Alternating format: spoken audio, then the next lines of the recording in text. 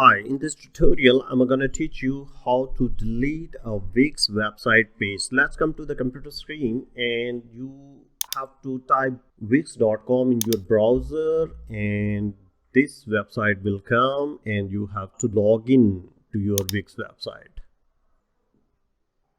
Here is the admin panel of my Wix website, and at left side you will find an option of quick access, and here in quick access you have to edit the site.